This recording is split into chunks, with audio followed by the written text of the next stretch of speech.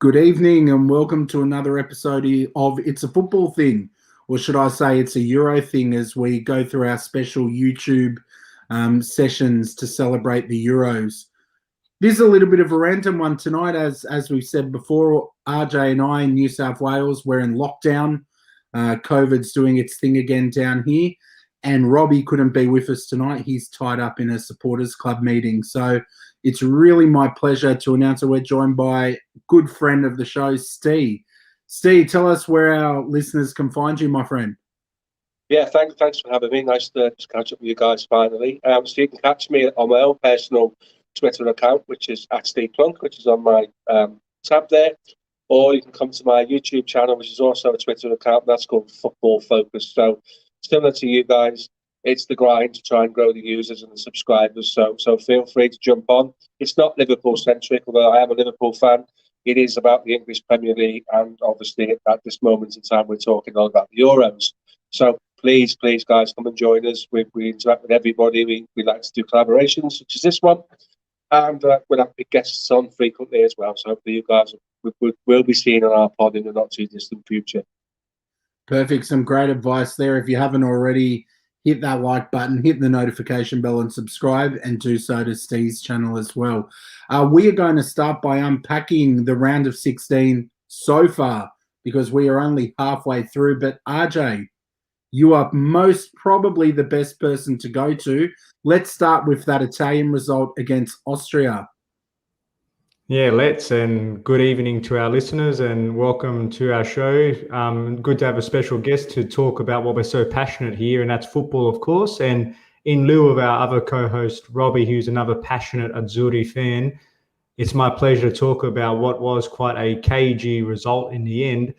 So I think first up, we must give a lot of credit and praise to a brave and spirited Austrian performance. They were phenomenal on the night, and they really took it to the Italians from start to finish.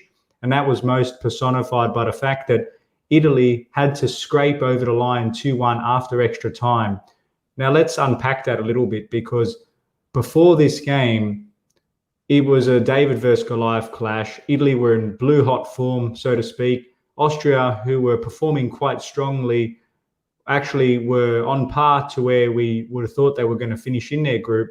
Nobody gave them a chance at this stage. So the fact that they came out and delivered such a, like I said, a spirited and brave performance, to walk away with a loss might have been a bit harsh on them. But I felt on the balance of things, Italy, while not in their best form, it was the kind of result that could perhaps be a blessing in disguise. And I say that because this wasn't a walk in the park.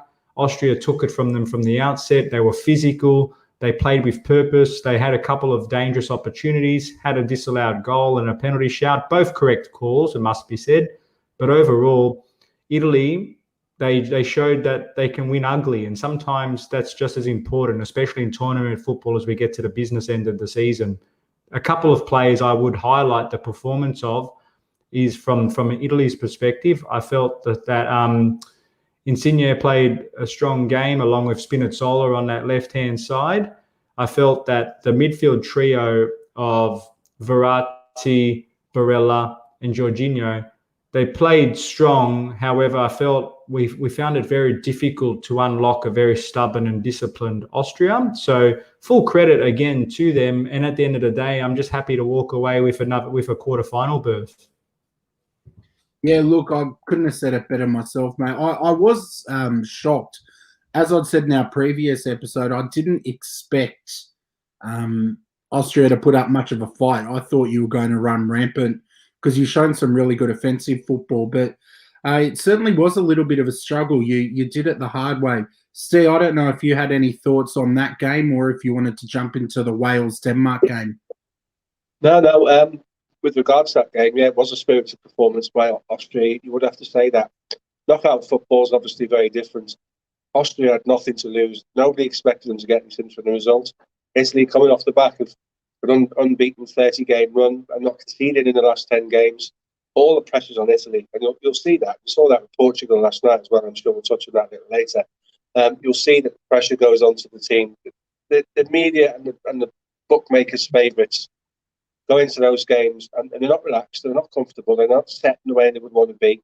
the thing with the group stage was you could afford to have a dud performance, if you like, somewhere in the group stage, because you knew you had 3 games to try and accumulate enough points to get you into the knockouts. This is 90 minutes. Anybody can win a football match over 90 minutes. We've seen that time and time again. I thought Austria were, like you said, were physical. They were organised. They were at it. They stretched Italy quite a lot. I think if you're Italy, your main thing to do for the next game is to get your team to relax. I mean, I've been involved in football at a reasonable standard over the years. That's the last instruction you give your players before they go out on the pitch: relax. Then you don't force things, and you're not trying too hard to do things. I just thought Italy for an hour or more played within themselves because of the fear of losing the game that they and everybody else thought they would win. Yeah, absolutely. Well said, boys. Let's touch on Wales really quickly. I tipped Wales to win this match. I feel really silly now. And Denmark are getting a lot of love, and rightfully so. With what they've been through with the Christian Eriksen ordeal, to see them progress is beautiful. It's such a nice narrative to underpin this tournament. They did it really easy against Wales, and I felt like Wales never got going. Bale was quiet, a couple of shots that looked threatening, but not enough to carry his nation. Ramsey, they just did not step up to the mark. Steve, what did you think about that Wales performance? Any comments on that? Yeah, I thought Denmark would beat Wales. I thought Denmark would beat Wales comfortably, and obviously that turned out to be the case.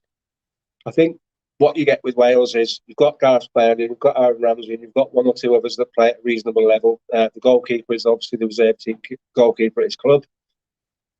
Look at the rest of the team in isolation. Have a look at the players around the pitch. That they're not top draw players. No disrespect to them. I've never been an international footballer, so who am I to sort of call them out? But fundamentally, if you look at that Wales lineup and if you take Gareth Bale and Aaron Ramsey out of the equation, they don't qualify. Simple as that. Those 2 guys provide the quality. Across the rest of the pitch, the manager situation won't have helped. No discrediting Robert Page. He did a great job, but that's not great preparation with what happened to Ryan Giggs, is it? So take that into consideration of the players that are available. And I saw a graphic that they put on the television yesterday showing the age of the Welsh players, what's to come in the future, and is this the start of a sort of a second coming for Wales? I look down that list and I don't see it. I see players like Nathan Ampadu, who can't get a game, in Chelsea, so they loan him out. Players like that who within their own right will have football careers, but will they actually compete at top level international football? I'm not so sure they will. So I think Wales did well to get out of their group, to be fair. I think I had them down as not making it out of the group. That score didn't flatter Denmark at all. Denmark totally controlled that game from start to finish. And just touching on the Christian Eriksen situation, I personally hope Denmark go on and win the tournament, because the way UEFA handled that situation and the options that were given to Denmark on the day that happened to Eriksen were nothing short of disgusting. So from my point of view, and lots of people I know, we got our flags in Denmark's corner with whatever game they play. We're rooting for Denmark. Yeah, well said. Arj, I don't know if you had any thoughts on that match, or if you wanted to jump over to Netherlands and the Czech Republic. I'll leave that with you, man. Yeah, no, just very quickly, I agree. I didn't think it was going to be as comfortable. I felt, not to say that it wasn't justified, I felt it was a very deserved result. I suppose what I was a little bit surprised about is just how Wales just completely fell off the boil, and Denmark, to their credit, continued to build momentum. And I thought a key player was Braithwaite, and he got his nicely taken goal there at the end. So that was nice to get a just reward for a pretty strong performance. And that back 3 was quite strong, and of course spearheaded by a rising Chelsea academy product in Christensen. So yeah, very good fairy tale story for them. So congratulations. Yeah, absolutely.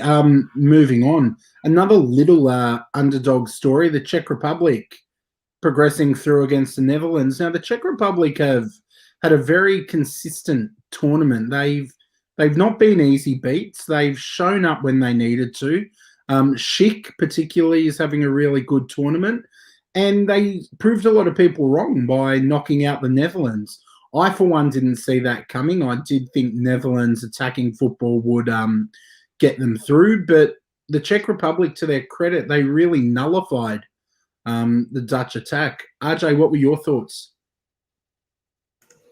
Yeah, I'm with you on that one. I thought it was going to be a tight win for the Netherlands, given their group stage. But again, Steve made a good point before about group stage football is different to knockout football. It brings about a different type of mentality, a different type of nervousness in some versus composure in others. And I think ultimately this is what caught the Dutch out. Obviously, the big turning point was the red card, which again was a very fair call because he did handle that ball and Schick was through on goal, even though there was a covering defender.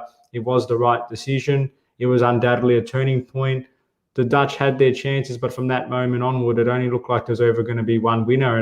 And yeah, again, like Denmark, I probably didn't expect them to get as far as they have, but I'm very happy for the Czechs because they've played good so far. And again, another underdog story. So yeah, congrats to them. Yeah, I think you said that really well. Steve, did you have any thoughts on that game, mate? Yeah, just to close on that one. Over the years, so the last 20, 30 years, the Dutch are flattered to deceive a little bit. If you're going to pick a team in an international tournament that's going to implode and then let you down when you don't want them to, the Dutch have a history of doing that. So it's a mentality thing with the Dutch. The quality's there, absolutely it is. I just don't seem to be able to get over the hurdle. You're relying on Memphis Depay, who's gone to Barcelona purely because Barcelona have got no money, not because they wanted a player of that ilk and that ability. He fits the bill because he was a free transfer, so there's no bigger outlay there. Without his movement being top draw and what it was in the game before, their options were limited. Interesting stat, Ronaldo had a particularly poor game, but then everybody else around him did too. So the Dutch have a history of either having someone or more than one person sent home for something that goes on internally in the camp, or let you down when you least expect them to. So, you know, if you give me £5 to go and put it on a team to lose when you don't expect them to, I'd only ever put that on the Dutch because we've seen it tournament after tournament after tournament. Well, you would have had your money returned and some if you'd done that this time. Absolutely. Last one we're going to unpack. For us this morning, a nice 5 a.m. kickoff, but I'm glad I woke up for it because it was a really entertaining game.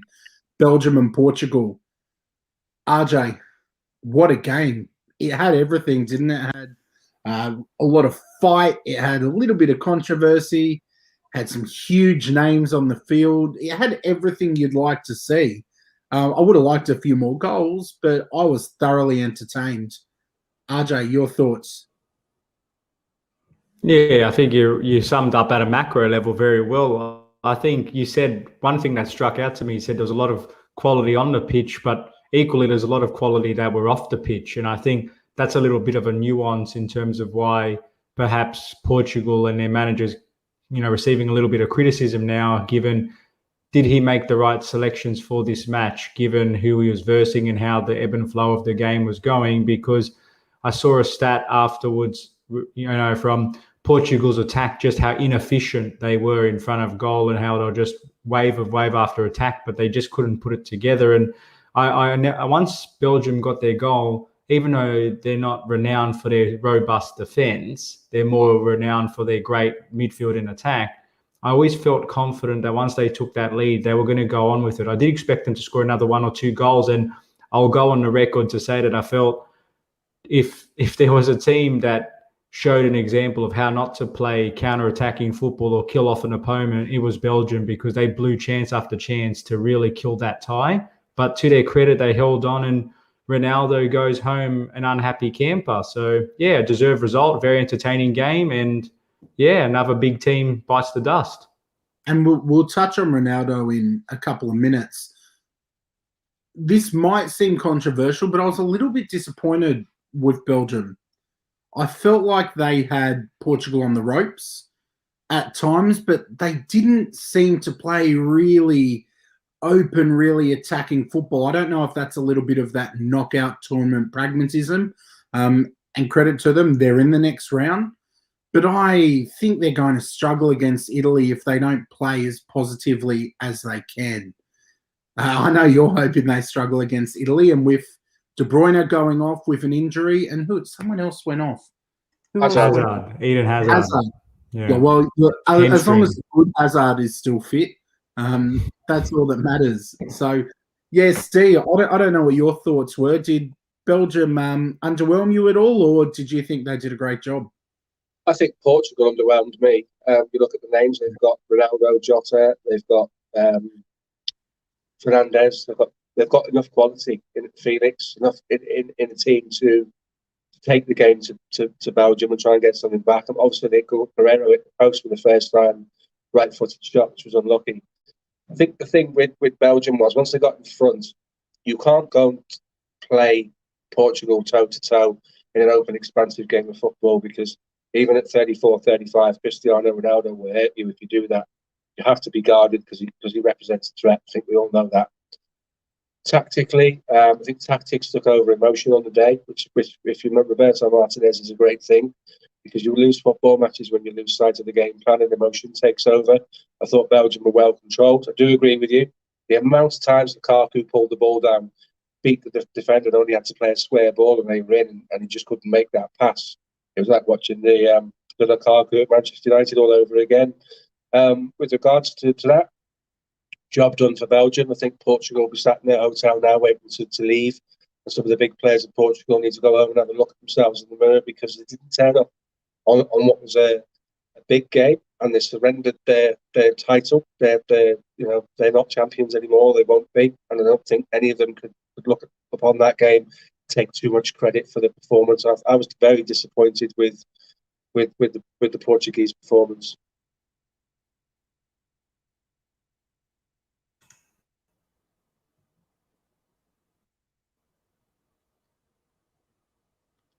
Sorry, boys, was my audio just coming? Are you back now? Yeah, just dropped off for a minute, Scott. Perfect. This is what happens when it hits after 9 p.m. at night. You make silly mistakes. No, but someone I wanted to talk about was Bruno Fernandes. He's one of the Premier League's, biggest players. He gets a huge rap. He's a really important, pivotal part of how Man United play and what makes them tick. And I don't think any of us could argue that he's a player who is dangerous. He has developed a little bit of a reputation for going missing in the big games. I mean, his stats are brilliant, but this was another example of a big game where he came on and didn't have an impact. Some of his shots I would describe as coach killers or momentum killers because Portugal were building up and then out of nowhere he's taken a shot that was wild and has hit row Z or the car park. So I was really underwhelmed with him today. In speaking to someone, Tom from the United podcast that you know quite well, RJ, he raised the argument that for Portugal, they play him deeper and they play him more defensively. So his thought was that the system is not designed to bring the best out of him.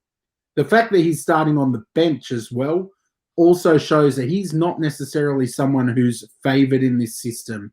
So do you think the criticism of him is unfair, RJ? It's understandable because he's an attacking-minded player. He's someone that floats in that 10 and he needed to be another 15, 20 yards forward. But that said, he's also good enough technically where I thought in that moment where they were enjoying a lot of the ball, I felt that he could have been a bit more, not even just this game, but I'm just isolating this as a do or die match. I felt that even though that's an argument, he should be higher up the pitch. It didn't justify some of those, like you said, coach-killing plays or some of those heavy touches. And some people turn around and say that's a little bit of rustiness. But when a guy's got 18 goals, 11 assists in the Premier League in 37 games, you expect a certain amount of pedigree from a supposedly world-class player. And unfortunately, all tournament, and this is a thing, even though he doesn't seem to be a natural fit in the system, you still see players, and I'll use Mason Mount as an example from Chelsea. Some argue that even though he's played 4 or 5 positions, he's played left wing, he's played right wing, he's played in the number 10 role, he's played number 8, his ideal position is probably that centre midfielder number 8 because he's good in both boxes. But by Tuchel, he's used quite a lot in that advanced position and sometimes plays on the left or the right, but he still does the job. So if Fernandes, he should be doing a better job than what he's delivered. So I buy that excuse to an extent. So yeah, pretty underwhelming, I have to say, from him. Steve, as a Liverpool fan, I'm sure you have no love lost for Bruno Fernandes. But what were your thoughts? Do you think that criticism is warranted, or do you think it comes down more to the manager and the tactics? Obviously, the point you made about being a Liverpool fan, and he's a Manchester United player. We can and do recognise ability when we see it, and often Fernandes is a key element to Manchester United getting results. We tend to throw the word world class around too readily for me. World class footballers, they hold a grain around the scruff of the neck and they go and win them for their teams. So you bring a guy on, yes, you're playing him deep, or deeper than he would like, but you're facing a well-drilled Belgium side. It's got two lines of four in front of you where you need guile and accuracy and the ability to unlock a defence. Taking RJ's point, the ball comes out to him 30 yards out. He's got two banks of four in front of him. He's got a little bit of movement going on, and he puts the ball out on the ground. With a wild shot, goes over the bar, goes missing. He is a great front runner. When you're winning 2-0, that's the guy you want in your team because he revels in that environment and he's great for that.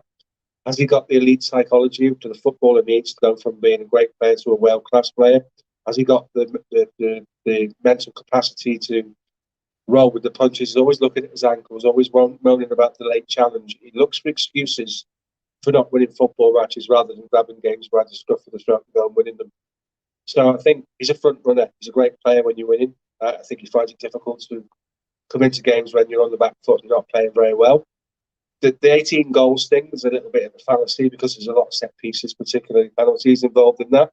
That said, the guy's got ability. You can't question that. The next phase for Fernandes is development and to go to the next level of being a quality footballer is to find out what makes him tick, get him involved in the games when things aren't going so well. So from Portugal's perspective yesterday, he just came in and followed suit. The team was struggling. He just came in and struggled with them. He wasn't the catalyst for a change in Portugal's fortunes on the night where they became more of a threat. And I think you have to look at that, and it is justifiable criticism to say, why not? Because you look back over history, there's a number of players that have played well football that can come into a team and make a change. It needs to be a game changer.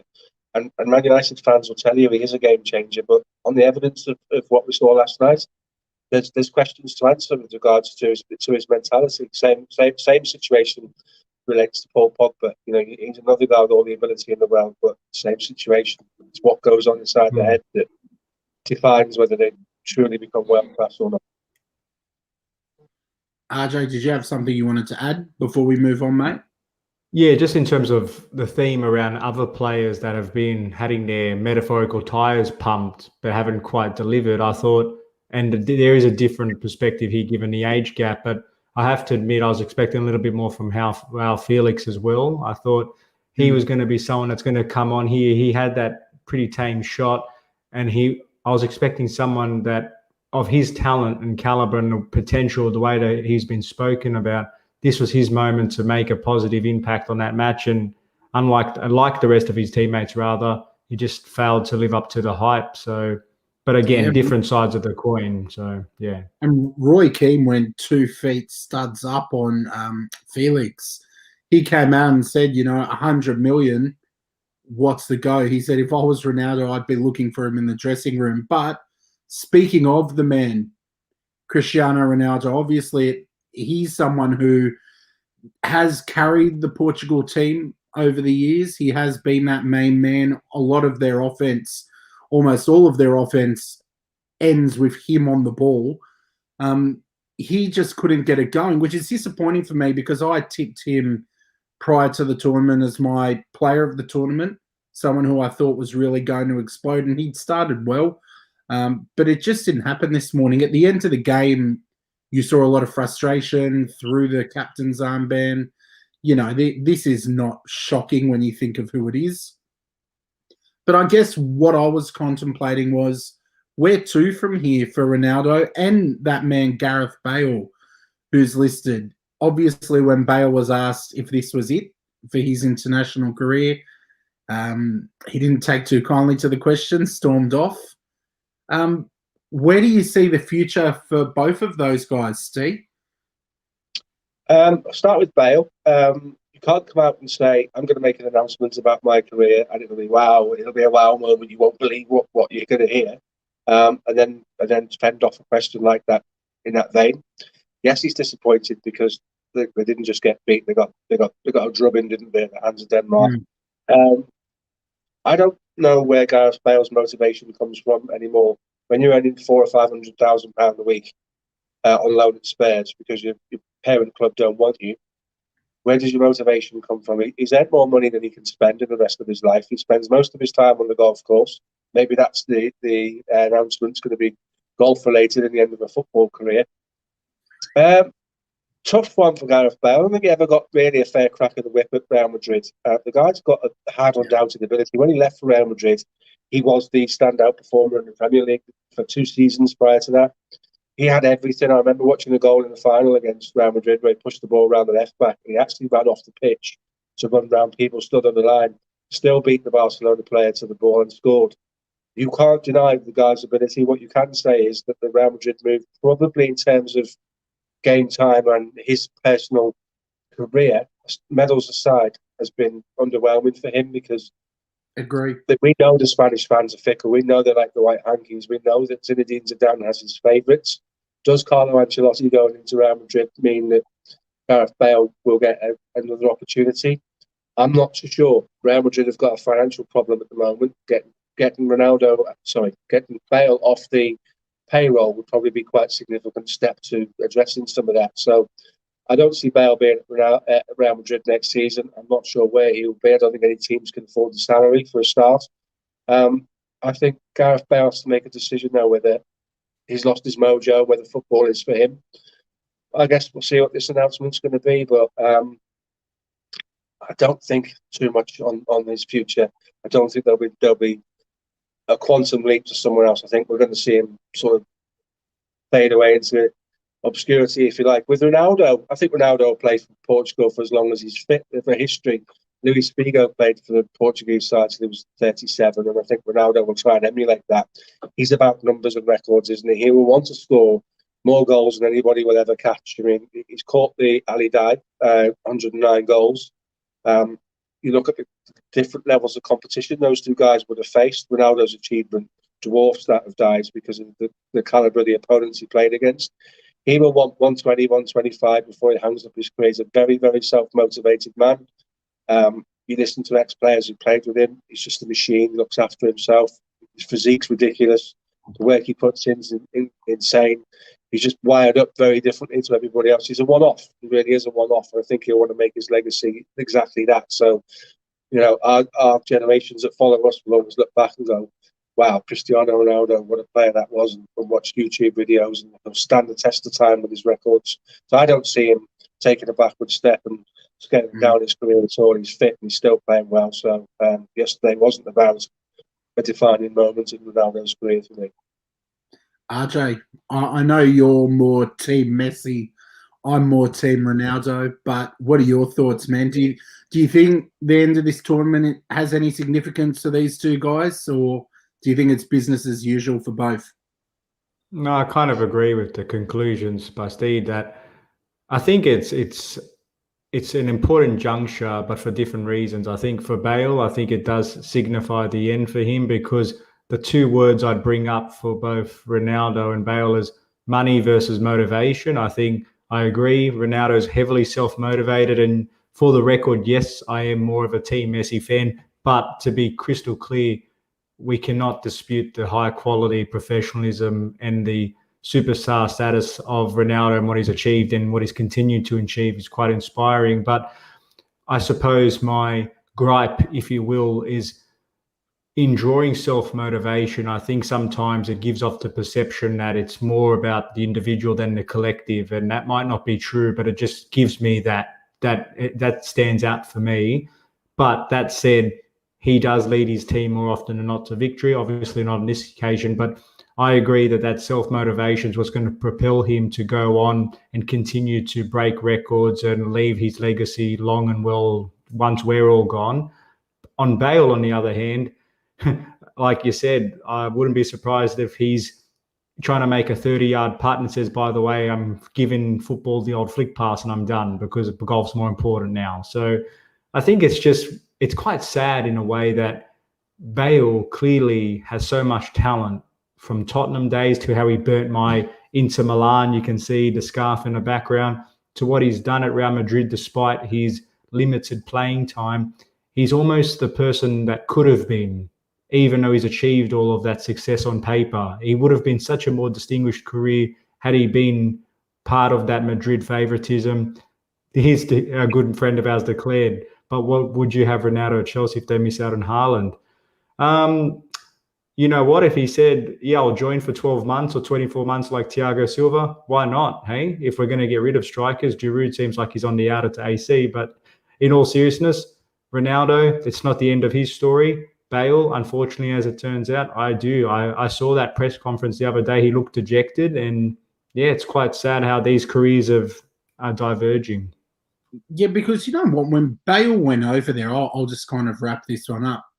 When Bale went over, he had set the Premier League on fire. Like, he was looking sharp, and he went, and I had absolutely no doubt he was going to tear up the Spanish league. He just never really found consistency, and I think some of that's on him and his attitude, but some of that also falls on Zidane, who's quite stubborn, but they just never really hit it off. And I would have liked to see Bale under a more expressive manager, maybe at Barcelona, for example. It's just a shame that he never fulfilled that potential. But transfer rumour time, boys. We've spoken about some of them. Steve, I know that your time is limited, and we're really grateful that you've taken some time out of your lunch break to join us.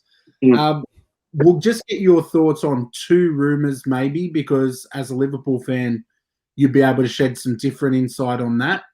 The first thing I wanted to talk about, there's rumours about Rafa Benitez to Everton and that deal being pretty close to complete.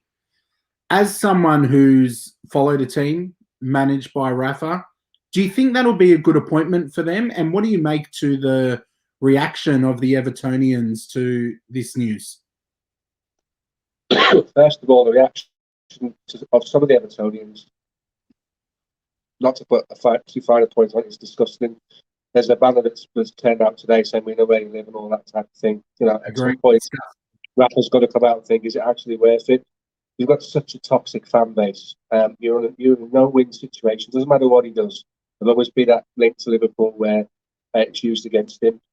The Spurs job's available. Why not put your name in the ring for that? You know, he's a seasoned manager with great credentials. Okay, he's not won anything in recent years because of the jobs he's had. Obviously, China and Newcastle naming the last two. From a Liverpool fan's perspective, if he goes to Everton, then he goes to Everton. At the end of the day, he's a football manager and he has to work. We wouldn't forgive him turning up at Manchester United. That would be a bridge too far. That's not something we could forgive him. End of the day, the situation for us Liverpool fans is his history and what he did with Liverpool will stand the test of time. It will be there forever, and we'll always be grateful for him. More importantly, the fibre and the calibre of the man, what he did around the city for Hillsborough, and you know, and all of that good stuff, and the things that he's done, and the dignity and the integrity of the man shown. I personally will never turn against him for the things that he did, and I know lots of Liverpool fans feel the same. But unfortunately, social media, if it's nothing else, it's reactionary, and we're seeing people going off at the deep end of things we've seen and reading things that we don't need to see. The guy's a football manager. He needs to work. He's not coming back to Liverpool to replace Klopp ever. He's not coming back to Liverpool to do anything ever. That ship sailed. There's an awful lot of water under the bridge. So we move on. We let Rafa move on. We wish him well wherever he goes, with the exception of United, as I said. That we just couldn't forgive him that one. But fundamentally, this is football. This is never a situation where you threaten somebody by writing obscenities on a bed sheet and sticking it on a set of railings. That says a lot more about the mentality of certain elements of the Everton fan base than it does about anything else. And you do have to look at it and think, you know, actually, is it worth it? Is it worth putting yourself and your family through all of that? His family live on the Merseyside. They will be around Liverpool and Everton fans. There will be distasteful things that go on. Sometimes you have to look at the situation and say, I'm not putting myself or my kids or my wife through that. And I'm taking a step back. And I really, really hope he does that, because he deserves better than the treatment he's getting at the moment. Yeah, no, I actually think he'd be a better fit for the Spurs job than Nuno, but he seems like this Everton deal is getting pretty close. And I think you absolutely nailed it in terms of the disgusting reaction by, as you said, certain elements of the fan base. I'm sure by and large, most Everton fans would think that's disgusting as well. RJ, did you have any thoughts on Rafa before we move on? Yeah, it's a shame because obviously he came in at Chelsea when we had that very big rivalry with Liverpool during the early thousands era, and had some really great games. And Rafa really challenged Mourinho at the time, etc. But then he came in, and I remember large portions of our fan base didn't want Rafa, but he came in, did a great job.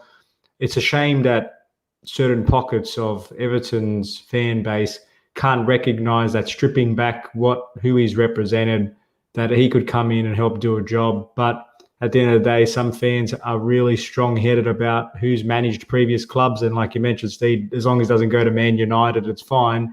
But again, like you said, Scott, and you both said, when you start crossing the line, so to speak, it's totally unacceptable. And then there's a trade-off decision for Benitez. Is it ultimately worth going there, knowing that you've got to have to watch your back every time, and your family's happiness is going to be compromised, even if the threats are not genuine? It's something that it's not enjoyable. So if it's not enjoyable, surely there's got to be better offers. Don't do it. It's that simple. So yeah, that's my 2 cents.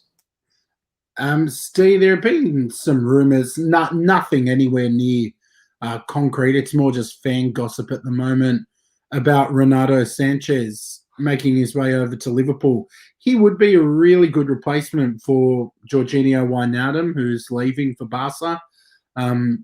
What do you think about that signing? Have you heard any whispers about that in the Liverpool fan circles? It's just people being creative on social media, isn't it? This is the guy we want, because we can see the parallels with his physical attributes. Those that Gini Wijnaldum has similar stature, similar ability to cover the ground, similar physical strength. And that's one of both of those guys' strongest attributes, is the fact that when they have the ball, you just can't get the ball off them. They're so physically strong. The issue we have is they'll have won the League One, so they're now in the Champions League, so they're not a selling club anymore because they'll have to get the revenue. French TV is about to pay mega bucks again for TV rights, so the problem they had with the money of last season is gone. He was quoted at something like 80 million euros in January when clubs were sniffing around him. He's had a good tournament. He was really good yesterday, certainly for an hour anyway, before he went off. I don't see that price coming down at all. For that reason, he's probably priced out of the move to Liverpool, because it's put all of the financial funds in one basket. Buying one player when you probably need to strengthen in more than one area. So as much as I'd like to see him at Liverpool, because he would be an absolutely brilliant fit, I think his form and the way that he played for Portugal, and Lyon's current situation as champions of their division, their league, their country, and their imminent arrival in the Champions League changes the face for them a little bit. They're not so reliant on selling people. In January, you could have bought him and Sven Botman, this upcoming centre half. You could have bought the pair of them for a reasonable price, but at 6 months down the line, things have changed for Leo. They're in a completely different position. So, as much as I'd like to see him come in, heart says yes, head says no, because the money situation will just be, they'll have silly money for him. Yeah, I agree. I won't even touch on the Mbappe to Liverpool whispers if we're not going to jump into silly money territory. I know your time's really tight, so just one final one. There have been rumours around Basuma, and it seems to be Liverpool and Arsenal's names popping up around him. Now, I know for us, we need an energetic midfielder who can make a tackle, is strong, has a decent passing range. He's someone who would be a good fit for us, but probably similar to what you were saying around replacing the void left by Jorginho Wijnaldum. Do you think Liverpool could potentially get that one over the line? That's a more realistic price banding, isn't it? You're still going to pay £40 million for him if you want him, maybe slightly more. That's a guy that's got the rest of his career in front of him. As we spoke before we came on air, he's been on the radar now for 12 months, and rightly so. He's put in some accomplished performances. He's a domineering midfielder. he came to Anfield and he bullied our midfield, and there's not many players that can say that, because that's been a feature for Liverpool over the last 2 or 3 years on the Klopp, that our midfield is very industrial and does what it needs to do to allow the front people to be expressive. And he actually bullied Ronaldo. So it's an interesting question. Would I like to see him in a Liverpool shirt? Yes, I would.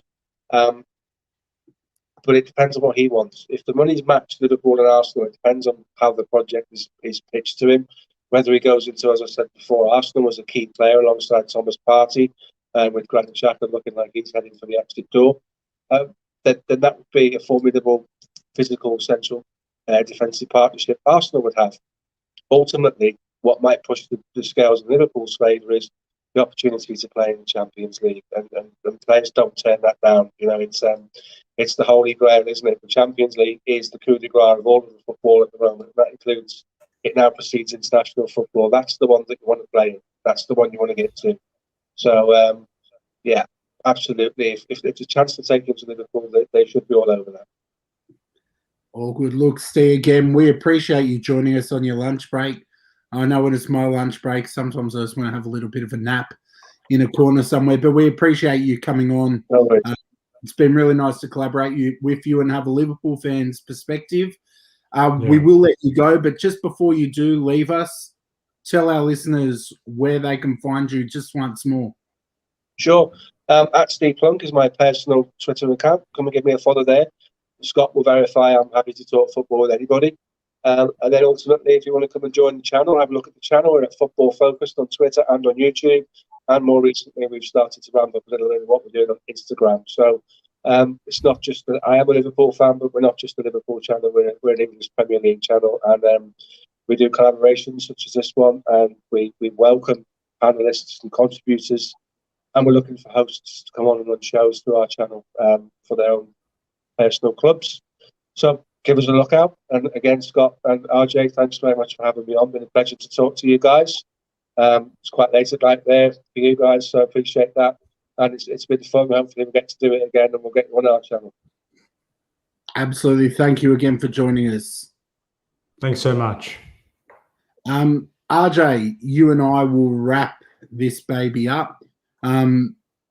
Let's just have a quick look at Mr. Here We Go himself, Fabrizio Romano's page, because anything you need to find in this wild world of Twitter, you can find on his page. So I'm going to scroll through a couple of them. We'll do a real quick chat about any that catch our eye. Declared, if you're still in the chat, you're a cheeky bugger, mate. But it's lovely to have you with us. You always put a smile on my face, even when you're picking on me. Your mate, Leo Messi, contract extension's coming. Funny to think that, 12 months ago, I think it was, he was coming to Man City. He didn't want a piece of Barcelona anymore, and now it looks like an agreement's close to being reached. Yeah, look, for me, obviously a big fan. It would be nice from a neutral's point of view to see him finish up there at Barcelona, just because he represents the club. He's done so much there. He's set records, broken records. Barcelona is Messi as much as Messi is Barcelona. And I think as much as we were even at one point very close to getting him a few years ago, it just wouldn't feel right. It's just, we're not now. He's not good enough for the Champions League winners, mate. But in all seriousness, I hope he does, and I hope he sees out his distinguished career, because he's genuinely one of a kind. Yeah, absolutely. Let's see what else they've got. Your club. Saw this one, Nuno Tavares' agents, talking about him coming over. Look, he would be a good player to have. I love Kieran Tierney. I think he's the best left back in the Premier League. However, Ben Chilwell, you mean? Or please chill out, mate. I feel like with Tierney, one of the things he struggled with is staying fit for the duration. And when we lost him, at one point we were playing Granit Xhaka at left back, which is not the solution anyone wants. So I would love to have another quality left back to compete with Kieran Tierney and to be able to rotate with him. But I'm not sure about this. And I would like the signing. And I think at 15 to 17 million in the current market, that's a steal. But we'd have to wait and see, wouldn't we? Yeah, no, I agree with that. Tierney's got big raps on him. I think he's a rising star, and while I'm happy with the stocks we've got, I think he's one that you definitely would want to keep there. But yeah, it'll be interesting to see what happens there on that left back front. I just saw obviously Hakimi's edging closer to PSG. That's not really a big update. Yeah, Yeah, couple there. I like the Rui Patricio one because obviously he's Portuguese background and he wants to be reunited with his the special one, or the once was special one with Mourinho at Roma. So I think that's a bit of a sad one for the Wolves to lose him because he's been a good servant and he done a pretty good job for Portugal in the Euros, despite my thoughts, as you know, while the goal was very well struck, I felt as a non-professional goalkeeper, could he have been better equipped to save it? Easier said on the couch, of course, but given the saves he pulled off against France, I just thought, wow, yeah. So who knows, mate? But it's good for Roma if they can get him, I think. Yeah, and look, just one more maybe to mention. Your mate, Billy Gilmore, been some rumours that he might be joining Norwich on loan. I think that would be a good loan for him. Gives him some really good experience. With a season under his belt, he could then potentially come and compete for a place in your starting lineup. I don't think he's, and you'll know better than me, I don't think he's ready to be competing for a starting place at this point with the depth you've got. But after a loan, tell you what, I think he'd come back much stronger. Well, I'll tell you what, some of the players that have gone out on loan and come back and done wonders, Andreas Christensen, he's been on many loan spells. Look how good he's going at the moment. You've seen even previously the likes of Courtois. He came back, then left, but we'll never mention him again. We've had lots of good players come and go on the loan system, but I think you're right. Based on the depth we've got in Kante, Jorginho at the moment, who he's a bit of a question mark in terms of whether or not he stays, because even though he's been really good the last 6 months, there has been chatter around, is he ultimately the right fit to help us win the Premier League over a 38-game season, despite his good cup competition form or great form. But overall, it'll be interesting. I hope he does go to Norwich because they play a decent style of football. I think he will be someone that gets plenty of minutes there and comes back a more refined product. It's a worst-case scenario he goes there and he plays well but still doesn't crack it back in. He will still be someone that will command a lot of profit for us if we were to let him go. But I have big raps on him, and I genuinely think he comes back into the fold next season, but hopefully he has a good loan spell. Absolutely, my man. We have 2 cracking Euro games coming up in the morning. I personally, you would know which one I'm excited for, the France game. I think that's going to be really close. After seeing what's happened in this round of 16, I am not going to say I'm confident in any way, shape, or form. Croatia, Spain, I think is going to be really interesting. Rebic is out with COVID. That's not Rebic, sorry, Perisic is out with COVID. So that's another offensive loss to the Croatians. I think Spain might be too strong for them, and I'm going to do a sneaky shout for France to beat Switzerland, but only in extra time. Your quick thoughts before we wrap up? Extra time, you think? So what, 2-1 or? I'm actually going 1-0. I think it's going to be real cagey. Yeah, I still think they will win, but I'm going to go with 2-1. This is a good comment from Declare. This is in relation to Billy Gilmore. Yeah. I suppose I'd preface that with, if he was to go, that then strongly signals the fact that we're going in hard for a Tchouaméni or a Declan Rice. That's my sort of analysis. If he goes, that opens the door up for one of those two to come in. I wouldn't be letting him go unless there was a recall clause in there, like where you could on loan. I mean, yeah, but if you let Billy Gilmore go, I play a lot of Football Manager, so I'm used to all these little clauses. You could put a clause in there saying that he could be recalled, loan could be terminated, or maybe I'm living in the Football Manager world. God knows. Even at 6 months, I think you can do half-season ones. Yeah, yeah. Something. And then Declared's mentioned, why pay big bucks for a backup? Well, again, that might be the fact that who knows what happens with Jorginho again, though. So Gilmore could go on loan, Jorginho could get sold. Then all of a sudden you haven't got a depth issue. And that's why, you mentioned about the Loftus-Cheek and Bakayoko. That was quite interesting as well to see if Bakayoko could be someone that come out of the darkness and back into the light. I think Loftus-Cheek is someone that this is his make or break time personally to see if he gets in. But in terms of the other games, Scott, that's going to be equally tantalising from a Spain versus Croatia point of view. And obviously Chelsea has a very great player in Mateo Kovacic spearheading that Croatian midfield along with Luka Modric. My thoughts on that one is I think that despite Spain likely to dominate the ball, I think that experience, although Perisic's loss is going to be big, I think they can scrape this one 1-0 after extra time. Wow, there you go. No, I don't know. I'm feeling Spain. I can't really even say why. Croatia have really underwhelmed me the whole tournament, but I guess we'll need to link up again. Our next show will be Thursday evening, Australian time, where we'll be looking ahead to the quarterfinals. That's going to be an absolute banger. I can't wait to look at what... I believe we'll have a special guest as well that's waiting to be confirmed, so that'll be good. Yeah, it will be great once we can confirm that. So, declared, my man, if you're not doing anything on Thursday at 8:45 or 9 p.m., you make sure you watch this space. RJ, any closing comments before we close this stream? I just wanted to... I had a quick fire question for you, Scott, personally, because I know you're on the same page with this one. Favorite Red Hot Chili Pepper song? Oh, man.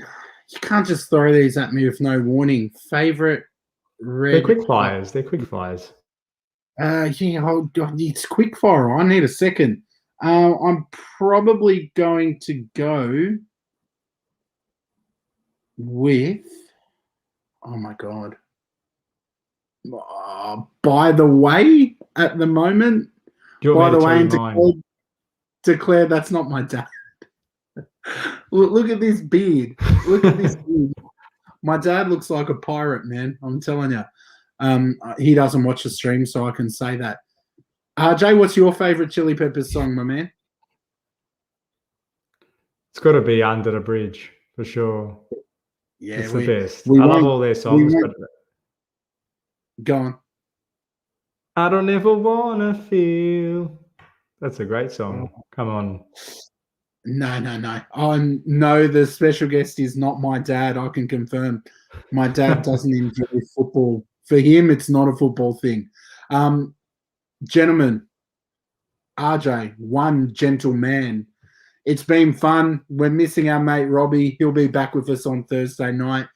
But it was really nice to have C on here as well and hear his thoughts too. Yeah. And thanks for making the live chat a little bit more fun this evening. We will see you on Thursday. If you're watching a replay of this, make sure you join us. 8:45 or 9 p.m. We'll confirm that. We'll have Robbie back. He won't be at a supporters club meeting that night. Digital, of course, COVID safe. And we'll be ready to go and bring you a heck of a show. Take it easy.